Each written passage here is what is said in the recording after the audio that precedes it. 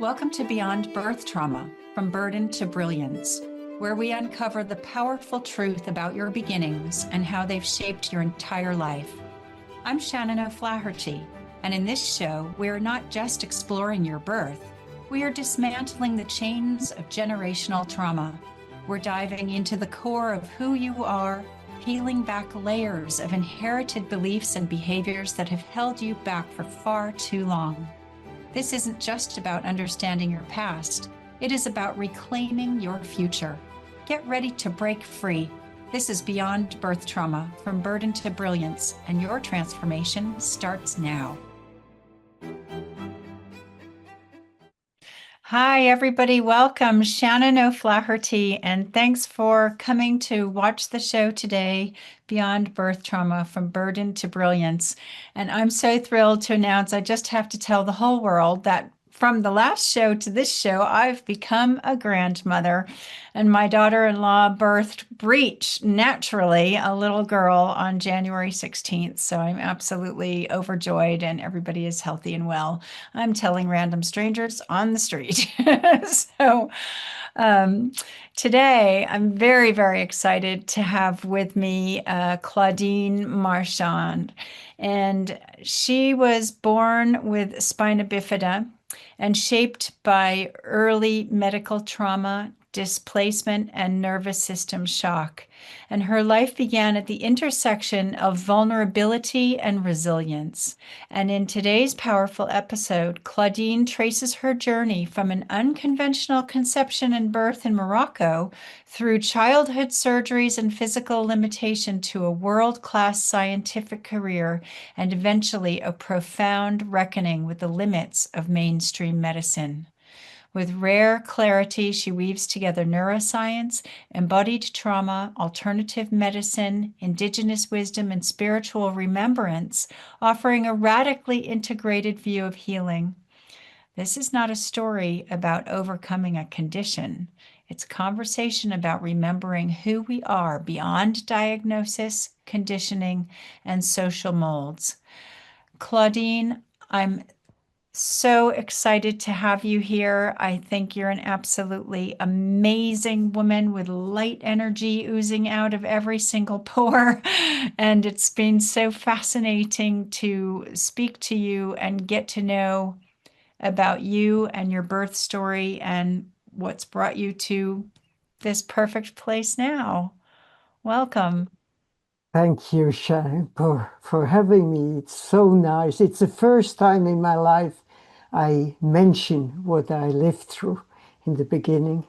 Is it really? Oh my gosh. It's so, I'm so honored. It's extra, extra important. It's so important, everybody, Hmm? to tell your story and share your story. And this one is particularly moving.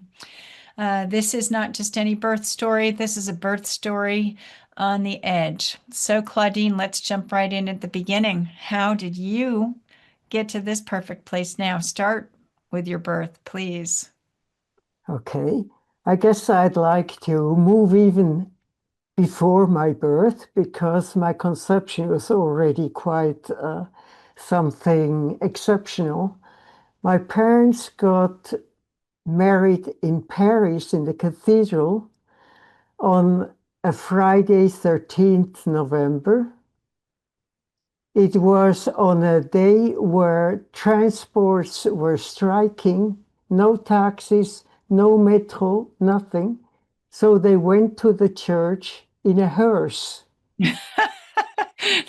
That's an interesting start to life going in a hearse. That's full circle right there. Wow. Wow. It was raining, it was cold, and I presume that I was conceived this first night.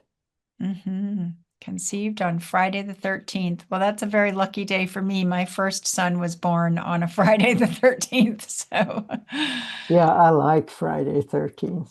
I always was lucky on them. so you And were conceived on Friday the 13th, and then yeah, what happened? and I think what happened, which interfered with my evolution as a fetus, was also that my mother had to take a vaccine on tuberculosis that was mandatory in France at that moment if she wanted to get married. And since Right. they had decided to get married in Paris while my father was working there, so she had to undergo this vaccination.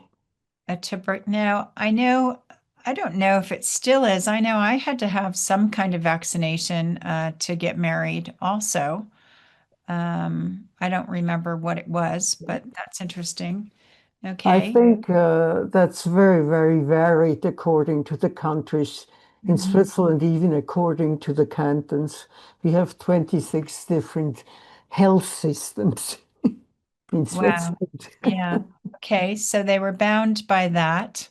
Yeah. So when I went through the embryo fetus evolution, the spinal cord is being created in the first 3 weeks. And just to recall, there is a plate, the neural plate, Mhm. which will roll up and form the neural tube. And then this neural tube is being zippered from the center up to the head and from the center down to the coccyx. Okay. In every baby, that's how the That's spinal cord. normal. That's a biological way it happens. And if there is an event during that phase, this zippering may not happen correctly. Right. And that's what creates what is called the spina bifida, which means that the spine isn't totally zippered. It may be quite open, or it may be just a slit. Whatever, you never know. It depends what happened at the moment. Wow. So, well, now they can detect these things in utero, but I suppose back then there were no scans, so your mother didn't know. My mother, during the pregnancy, was in the Middle Atlas in Morocco, where my father was doing engineer work for a dam, uh, core uh, core exploration, how the ground was, whether they could build a dam there. So, And they literally were out in the middle of nowhere in the in the mountain. middle of nowhere in a desertic environment. The next village was a Berber village that was all, and the next town was 8 hours from there. It was Marrakesh. Wow. And that's where they got actually their food from, mostly preserves. And that's another factor that could have influenced my growth because nowadays we know that vitamin B9 is important folic acid for the construction of the spine. Wow. I mean, this is so fascinating because this is the beyond part of the title of the show, Beyond Birth Trauma, right? So birth, it doesn't just start right there in utero. It starts before. It starts with our ancestors. It starts with what was the circumstances given to us in the time. So these Absolutely. are all indicators of all of that that came before you came even. Yeah. So, wow. Okay. It's fascinating. Mhm. Continue, please. So I spent the pregnancy time out there in the desert. And then my mother felt that she had to give birth, and they drove down to Rabat, which is the capital of Morocco, Mhm. because they were told that white people couldn't give birth in Marrakesh. It was much too hot in summer. All right. Okay. So they had to go down to the seaside. And when my mother arrived, they wanted to send her back saying, "Oh, no, it's your first one. It will take a long time." And she said, no, I don't go back. Luckily, because only 2 hours later, I was already arriving. Wow, it's amazing what they're telling a woman in labor. It's like, okay, we've never had a baby before, but we know what's going on. We're in this process, in this dance with our Yeah. child. It's just amazing. Okay, Mhm. so you were born then I in was born there. And as I came to understand much later through regressions and such things, when I came out through the birth canal, I must have been paralyzed for about 30 minutes because since my spine was open, the spinal cord was already protruding a little bit, just like a cherry pit, very little, but the pressure of coming through the birth canal affected the spinal fluid in my spine, and that knocked me out for about half an hour. Oh my God, your parents must have been so worried, so distraught. My my mother was all alone in the birth room with two other ladies who were giving birth, one screaming, "If my kid doesn't have blue eyes, I don't want it." And the other one That's all that matters. Oh my goodness gracious. and the other one was a young Arab woman who was really in pain and screaming. So that's what she told me. I don't know.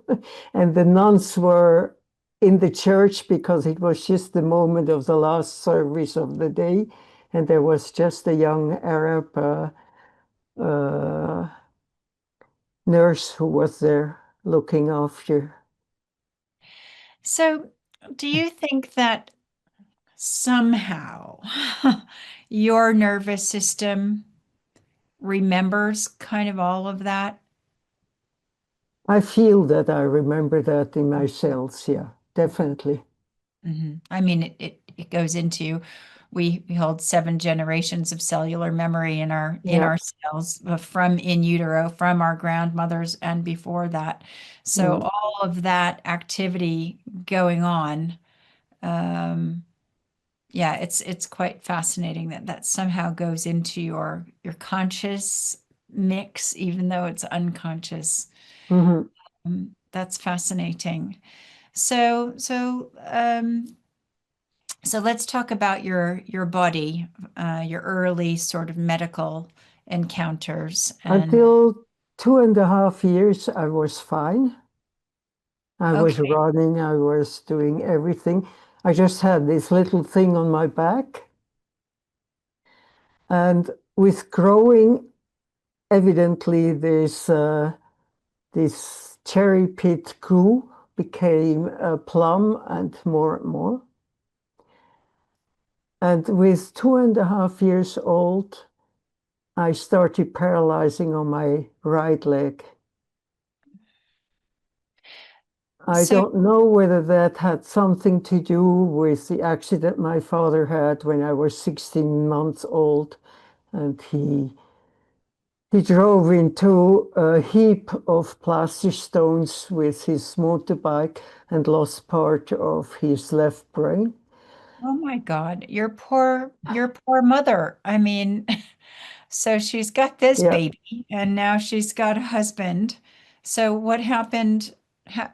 So you think that perhaps um, the stress of your mother and your father's stuff went into you and yeah, maybe there was exacerbated. something because I was taken by my grandmother, my aunt, when my father had the accident. So I grew up with my grandmother, Mhm. which was very fine. She was a great lady. And I didn't move back with my parents before I was 3.5 years old. Oh, wow. And they moved back together. Right. Okay. So that's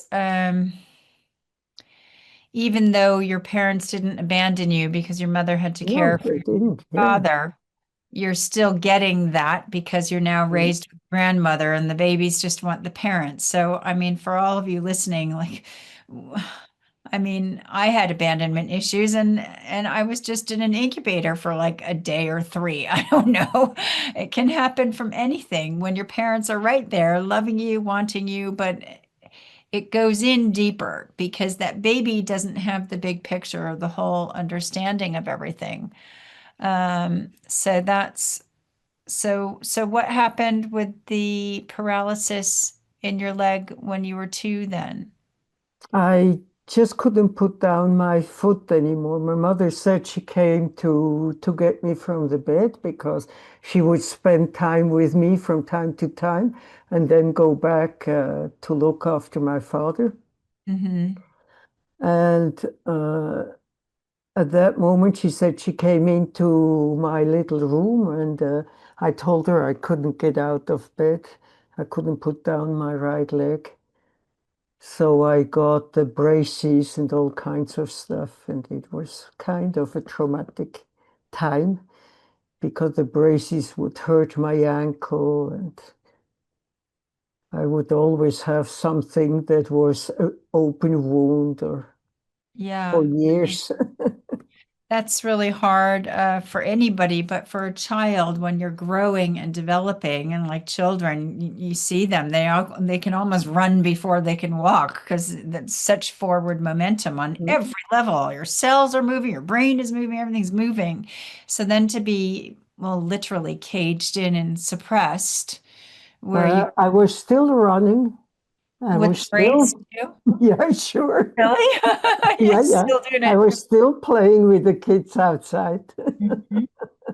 Wow. And so what happened after that? How long did you have to wear the braces? Until I was 5 and I had my first operation and they blocked the ankle so that I could put down the foot again. It wouldn't go like a spoon and stay Mm-hmm. flat. And from then on, I walked with or without braces, whatever. But I walked without crutch or anything else. So I could get Mm-hmm. along, except for the gym, Mm-hmm.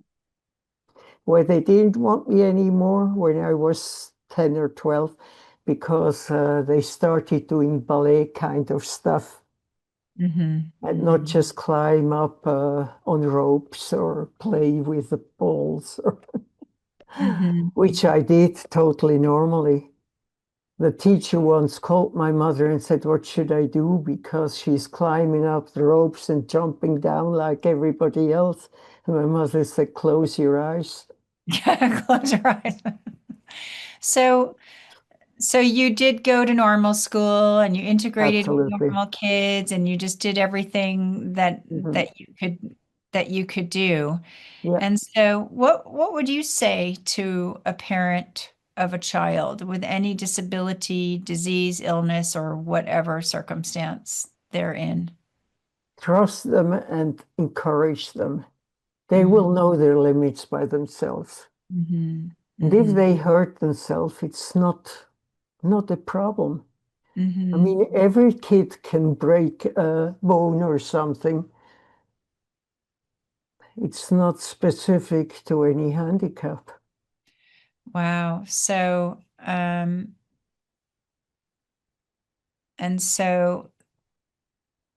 even despite all of the medical trauma, you had a very loving mother and father and grandmother, and everybody Yeah, told you you can do whatever you want.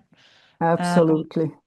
Mhm. and so, even though you were born into medical trauma, because you were raised in love, um, that paradox became a crucible for everything else that followed. And Yeah, this, my mother told me, look, your legs don't work like others' legs, so you have to develop your brain. Mhm, Otherwise, go ahead and do whatever you want. mhm. I mean, wouldn't it be amazing if everybody's parents said, you know what, you're amazing. You're able, you're capable, do whatever you want. Don't Yeah, do things just to please me, do things to please you. We'd live in such a completely different world. yeah, So let's fast forward to your late teens. How did you had this childhood? Were you still having surgeries then? yeah, yeah. I had surgeries until about 25. Wow. Okay. Hmm. And so talk I, about w your I 20. went to university. I studied life sciences because I wanted to know how life functions. Mm-hmm. And it was funny because my math teacher told me, why don't you do languages instead of math? It would be so much easier for you. But it was much more important for me to understand what science knew about life.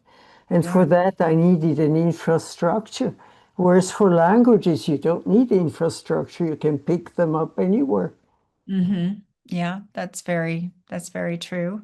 So I went to the Federal Institute of Technology in Zurich, Mm-hmm. the equivalent of MIT in the States, and did a master in biochemistry and life sciences, and Mm-hmm. then a PhD in molecular biology and neurosciences. Wow. I mean, to me, it makes perfect sense why you would study all of these things because here you are in this body that doesn't work like everybody else's body. You'd want to understand that at a deeper level. Um, Mhm. so what did you do with with those studies? Then I went to the States for my postdoc. Mm-hmm. And just before I left for my postdoc, I suddenly started having pains in my back, as if somebody was twirling knitting needles in my spine. Oh my God. Yeah, it was very, very strong. How long was that going on for? 10 years. That's And, exhausting. and the specialist told me, look, the only thing we can offer you is painkillers that would drug you so you can't go on with your research. So I said, okay, then keep them. I have other things to So do. you stayed in pain so that you could keep expanding your brain. I Yeah, mean, I real decided that there commitment. must be other ways than just sedating somebody like that. I mean, that's not a life. Mm-hmm. So No. I started playing around with breathing and seeing what kind of breathing patterns would help me. And so I developed that. So what did you do? When it came on, the pain, I just Mm-hmm. would welcome it and Mm-hmm. expand it because usually people, when they start having pain, they contract. Yeah. And by Yeah. contracting, you block it and you enhance the pain. Mm-hmm. Here, I would like imagine a big balloon and let Mm-hmm. the pain fill Fill the it up. balloon. And when it really fills the balloon explodes and the Mm-hmm. pain is gone. Wow. That's really that's really kind of becoming one with your pain, isn't it? Mhm. Really just allowing the pain to integrate instead of keeping this Yeah, wall of resistance, like this pain is separate from me. If the pain is in you, it's part of you, isn't it? So to absolutely. embrace, it's like embracing the shadow in a weird way, Mhm. but the actual physical shadow, the physical Yeah. pain part. Wow, that's quite fascinating. And it did help you relieve the pain? Oh, yeah. And that was something that I could do because around my 20s, I realized that I had actually been walking next to myself, making comments about what I was going to do instead of having an alignment. of my spirit and my body. My spirit Right. was hanging out next to me. Like kind of from that transpersonal state of watching yourself Yeah, go yeah. I through think life. it was just too painful when I was a little kid. So I Hmm. stepped out of the body. Hmm. Hmm. And later, towards my 20s, I realized what had happened. And I said, I can't go on like that because then I'm just simply onlooker of life all the time. I Right. don't really participate. So I started to figure out how to integrate Wow. until I, It's fascinating. I really resistance in itself is a whole subject that permeates everyone's lives to one mm, degree or another, really, whether mhm, it's just resistance about something you don't want to do at work or power struggles with other people, but just within yourself, you've got all of this going on. That's really quite fascinating. Now my mind is going about the transpersonal state, and if you're in the transpersonal state, are you also out of your body, but you're not really out of your body, but you are, but you're not? I've got mhm. lots of thoughts happening with this conversation. So that's fascinating. So then, was it then with the breath work? Then you went to the States Yeah, to do I a PhD? used my breath work to go through this period. Hmm. And when I came back, it was beautiful. I had the chance to be close to New York on Long Island in SUNY, and Hmm. then in UCSF Medical Center, then back to Storrs, Connecticut, and back to UCSF Medical Center. That allowed me to cross the continent 3 times in my little Pinto. And you drove across America three Yes. times in your Pinto. I've driven across America 5 times in U-Haul trucks and things. It's a long way, isn't it? Yeah, just in my little Pinto, nothing else. Wow. And did you always take the same path, or did you Oh take the different no, I paths wanted to sometime? explore. Yeah, me too. Yeah. Yeah, Yes, it's a great road trip. Uh, uh-huh. Was fun. so, so what did you discover there? So tell us briefly about your research in the States and getting your PhD. For my PhD, I worked with a ray, Torpedo marmorata, who is a small ray that transformed part of its chest muscles into an electrical organ. Cool. And with this electrical organ, it stunts its prey. Like a stinging a manta ray or a stinging ray in the water you're talking Yeah. about. Yeah, Right? but it's a small one, just about that size. Mhm. Wow. And so I was researching this electrical organ to see how this muscle had been modified and whether there was a way to research more deeply the acetylcholine receptor, which is the receptor of the transmitter acetylcholine, which is the one that triggers the muscle movement, the contractions. Okay, okay, wow. And Yeah. then there is the enzyme acetylcholinesterase, which breaks it down, this transmitter, to allow a release of the muscle again. Hmm. And So, so I was working on the dynamics of these two molecules. hmm I mean, clearly why you would be too. Again, I mean, it's just so fascinating Mm, how we form as adults because of what's come before. yeah, I mean, this is kind of a more apparent reason for you, but it happens in all of us in one way, shape, or form. That's really quite yeah. fascinating. And was And is then that in the States, I looked at the transport from the eye into the superior colliculus, and then from there in the visual zone of the brain. okay? Cool. And yeah, how it was being transported, what I injected into the eye through this, the visual nerve. Wow. And is this all part of neurovirology? Everything that Neurovirology. touches neuro, whatever it Yep. is. Yep. Neuro. Okay. Wow. That's amazing. And so what did you gain from all of this insight and wisdom? Uh, I did fundamental research. I didn't do research that was applied. So I just was curious to see how the things work. And Hmm. then somebody else, maybe in the lab, would pick it up to do something practical with it. Hmm. And so what did you Then learn? it's difficult to explain. It's Yeah. very abstract.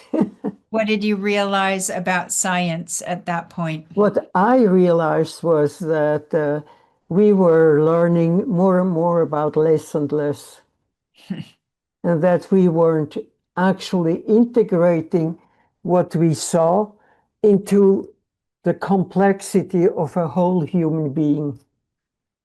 That's so important what you just said, Mm. that you weren't integrating what you saw into the whole complexity of a whole human being. Like spot on, Claudine. That is really the problem. You Keep going. know, science since the beginning has considered whatever life it is, whether it's an animal, a plant, or a human, Mhm. like the sum of its parts.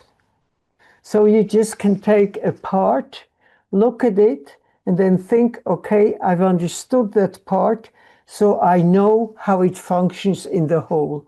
I No, don't agree with that view. no, I don't agree with that either. No. I mean, we are mind, we're body, we're spirit. We work holistically all together. Wow. So, It's much okay, more complex, yeah. all these I studies mean, and it's interesting, and that's also what's very complex in the big movement now. Neuroscience says this, neuroscience says that. Okay, so what? I mean, it's very nice to know that part, but then I have to see how does that work out in the whole. So, with this And kind we, of sorry. realization about science, and okay, Mhm. it's great. It's very interesting to understand science and to go on with that. With a caveat, don't mistake what you know for the whole knowledge. Hmm. Hmm. We are really in an embryonic state in science for the moment. Hmm. Yeah. When you look at the transmissions we have from the Veda, from the Indian Vedas, they knew so many things more Hmm. than Well, science has developed through the 200, 300 years since it exists. well, wisdom is not just science, is it? Wisdom is No. the whole thing. Mhm. So, what happened next after all the science So I realization? came back to Switzerland. I went into a totally new arena, which was neurovirology. I was working with herpes virus to look what happens when herpes virus gets into nerve cells, how they react, what kind of pathways are being shut off or enhanced, and such things. And at that moment, a friend of mine who is doing a medical doctor who was doing her PhD there, she said, "Do you know osteopathy?" I said, "No." So she explained to me more or less what it was, and she said, maybe it's time you do something for yourself. So I went to the osteopath and discovered how he worked on my body and all that. And this guy was studying acupuncture. I had had acupuncture sessions before I went to States to see whether that would help my pain. Hmm. And it was very nice to have these sessions, but it didn't hold on. It Okay. didn't last the effect. So I said, okay, let's see what that is. So I signed up for the course in acupuncture and You received a confirmation for a course in homeopathy. I said, don't okay. do anything by halves, Claudine, do you? And I had no idea what homeopathy was or anything like that. I didn't know anything about alternative medicine. So I went to my first week and we had 2 days of homeopathy, 2 days of Chinese medicine, and 1 day of osteopathy Wow. with people who were just excellent, really tops. Wow. And so you started studying all of the holistic arts, basically. So Um, I got into this training while I was still doing neurovirology research. mhm. Mhm. And then you And I moved to, started slowly but surely needing uh, a second crutch to walk around. yeah, My back started really giving in. And so it became more and more difficult to do research also. I mean, how could I carry a plate with petri dishes when I had two crutches at the right. same Okay. time? Right. And Right. I wasn't ready to move on into administration. I Mm-mm. like to be practical and to have my hands on. Mm-hmm. And So by the time I had done my trainings, uh, I moved into alternative medicine. mhm. And more than osteopathy Yeah, I and mean, this was the base of what I did. Then I did naturopathy, Western natural medicine. mhm. I did lots of energetics. I worked with uh, with many different kinds of techniques, Mhm. also reflexology and all the other body kinds of stuff, Mhm. realignment,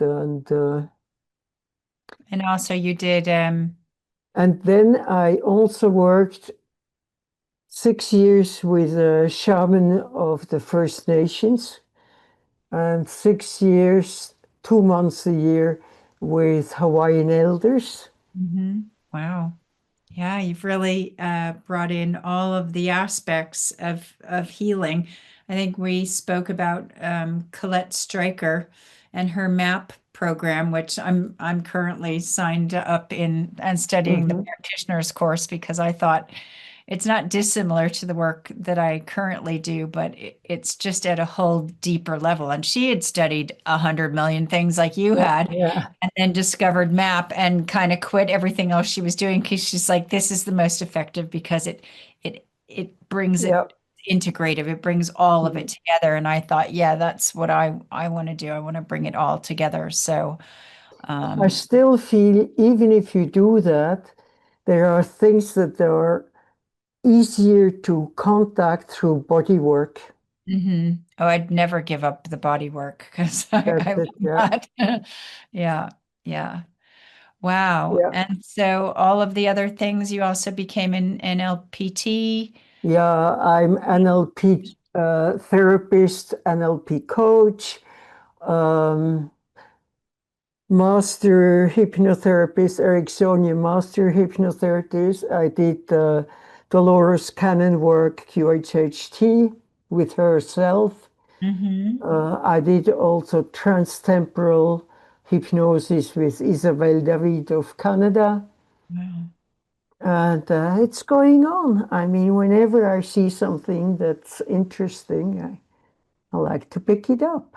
Well, it's a continuing process, self-discovery and Yeah. evolution, because also new stuff is coming up all the time. People are learning new things and teaching new things and discovering new things. So we got to keep on top of it, really. So so you've invested quite a lot of money into your own Oh, way. yeah, probably more than 1 million. I feel you. I think it's actually really important for the viewing and listening audience to hear that real healers have invested Yeah, thousands and maybe millions in their training, not just gone on a little weekend course and calling themselves a healer. No, no, no.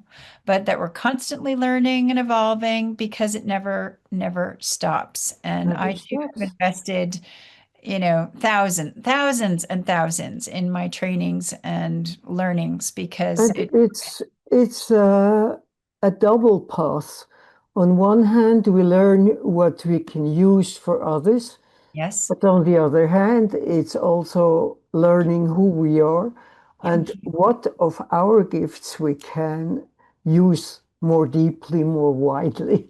Absolutely. I mean, it's self-development and Yeah, self-healing and growing and evolving and the amazing people you meet along the way too. Because when you go absolutely. deeply into these professions, you meet other like-minded, super intelligent people with other gifts and skills, and real magic starts to happen. So what do you wish that medicine understood about infants and trauma that it still doesn't? I think the first thing is kids, when they are born, they are sentient. Mm-hmm. They are very, very sentient. I had the chance to bring to into this world my niece Mm-hmm. because when my sister was about to give birth, they were just changing the team. And Mm-hmm. so she was all alone in the birth room. And when I came in, because I had to fill in the forms and all that for her, when I came in, I asked her, "How far are you?" And she said, "I think she wants to come." I said, "Okay, let's go." Go. Wow. It Wow. was my first birth I accompanied. So, Wow, it is really something. I mean, I have two children that have come through me naturally, but today I watched my daughter-in-law's birth, this breech yeah, birth of my granddaughter, and I just sat there sobbing my eyes out because it was like so beautiful. It's so much more emotional somebody else's birth than your own because really. you're just in Uh-huh. it, right? But it was so beautiful. I'm so proud of her. She did such a good job. So, Yeah, my sister was good. She was actually upset because she had to give birth in Geneva. She was oh, just visiting her friends, oh, she didn't want and and nobody spoke German there. She Oh, had, wow. so I Wow. was there, and she was saying, "Why didn't you tell me?" To the little one coming out, "Why didn't you tell me ahead of time that you wanted to come?"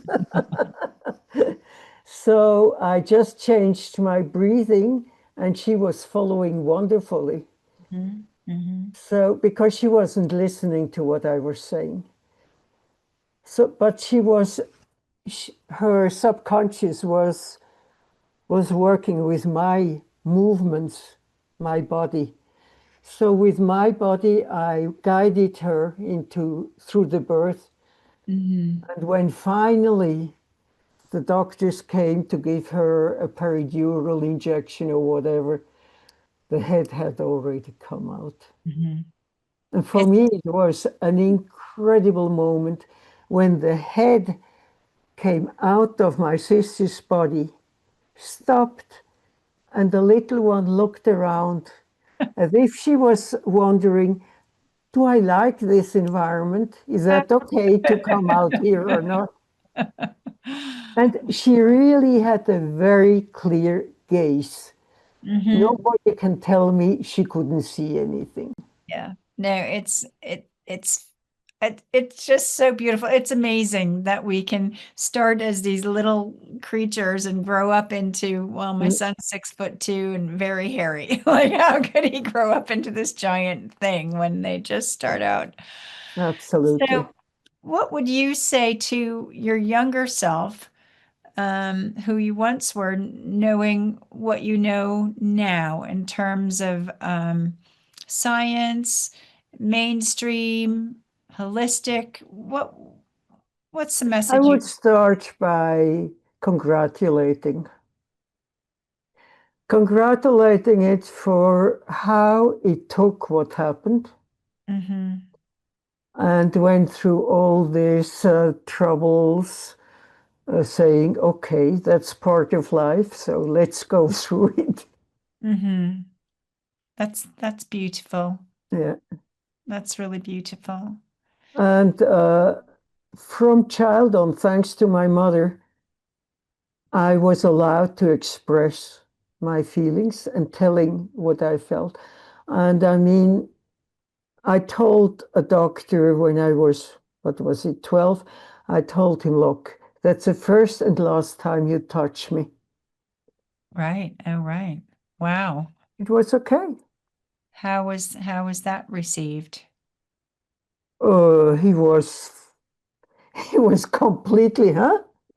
I said, yeah, I know your intention was good, but you have two left hands. Sorry, I can't handle that. Take care of you at the same time as I have to take care of me. Hmm. Hmm. And that's one other thing I would like to mention. People often helped me, but Hmm. they didn't ask me what I needed. So Right. when I had two crutches and a bag over my shoulder, and they wanted to help me, and they pulled away the bag to carry it, my right crutch went with it. Right. And when I said something and said, please give me back my crutch, often I was insulted and told, we are here trying to help you, and you tell us that we don't do what's right. Well, how can they possibly know unless they're in your same situation? No, they can ask. Mhm. Please ask How first. can I help you? Yeah, How would be the best way I can help you? yeah. Yeah. Would you like help? And how do you want the help? How can I help you? Yeah. Very simple. So, before we had spoken about, you had said that you have to wait for a new generation to come if you want to have a shift in In scientific science. viewpoint. Uh, that's what we said until now, because there is always like the frontier science, Hmm. which is so far ahead from the science that's being taught, and still further ahead from the science that's being mainstream in the media and all that. We have quantum physics, Hmm. who since the 1920s or even before started changing the outlook on life drastically. Hmm. And still, we are told that we are separated from other things, that there is nothing like a human, even though we know by now that we are embedded in this network of communication, which contains also the network of nature communication through the plants, through the mushroom. Thank you. I Yes, mean, we are part of all these things. we are. We are all connected. If we Everything don't is energy. recognize that, we'll always be depressed and say, how can that happen to me? No, I'm part of a huge system. And if I don't acknowledge that, I'll never understand what's happening. Hmm. Yeah, very, very well said. Um, yes, I think that we're star seeds. Yeah, Um, I mean, we are under the effect of the solar storms, which are very active since last year. We Hmm. just had again 19th to 21st of January, again a very, very strong series of solar storms. We feel that in our body. Our electromagnetic field is touched by that. Every cell we have in the body, and we have about 50 trillion cells, every cell has an electromagnetic field and has about 74 millivolt. I mean, much of the depression that we are living through now is also caused by the electromagnetic fields of the 5G, 6G that we Yeah. have now, Yeah. because they interfere with our electromagnetic field. Of course it does. So I don't know why people poo-poo this. To me, it just Because seems so, most people are not yes, aware that our heart and our brain are working with the earth rhythm. And if we don't have time in nature, barefoot or hugging trees, even if that's woo woo, it's not woo woo at all. yeah, It's yeah, scientifically proved that a quarter of an hour walking or standing on real ground, not 10 centimeters of cement. yeah, Yeah. greens, uh, of lawn, that takes away two-thirds of the inflammation of our body. So, Claudine, we're coming to the end. So, how has all of this manifested into your life, and what are you currently offering and doing with people? I come to the understanding that the most important thing we can offer today is to accompany people to themselves. Mhm. We have been from childhood on in a societal mold. We have been actually educated. If you take it from Latin, e is ex, is taking out from our center and put into an external mold, that societal mold, so that we would function according to the needs of society, not Wow. according to our gifts we came with. Wow. So the first thing for me when I work with somebody is to help them get rid of anything that's limiting them, Hmm. limiting beliefs, limiting value system, whatever. And once they have recovered freedom of thought, freedom in their bodies also, in their movements, what's allowed, in the use of their voice, whatever, in their expression, then they are able to create a new part of life with awareness coming from, okay, that's something that really makes me feel fulfilled, Hmm. that gives me strength, joy. And from here, when I step into this new vision of my life, I fully can externalize my gifts, share them. And you work one to one with people? I work one to one in small groups because it's pretty deep work. Hmm. And what And is, if there is anything physical that needs to be taken care of, we can look at it too. mhm. So it's absolutely fascinating. Claudine, tell people your website or email, how they can reach you if they want to work with you. Tell people Mhm. what that is now, please. My website, which will soon be under construction, is simply Claudine Marchand, my name, .net.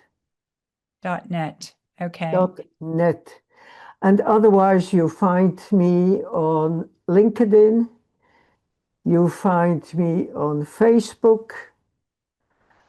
And my email is very simple. CM underscore coach at pm.me.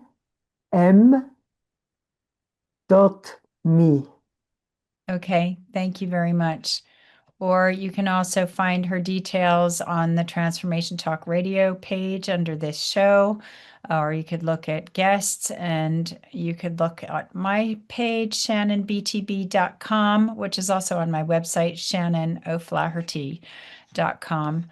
So, Claudine, if there was one message of soul remembrance that you would like our viewing and listening audience to take away from today's show, what would it be? Hmm.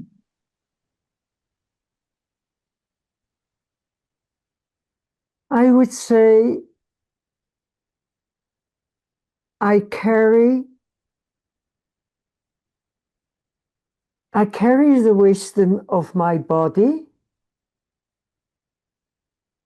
and the knowing of my soul in each one of my 50 trillion cells. Wow, that's very powerful. I carry the wisdom of my body and the knowing of my soul in all of my 50 trillion cells, in every single one. So remember that, everybody.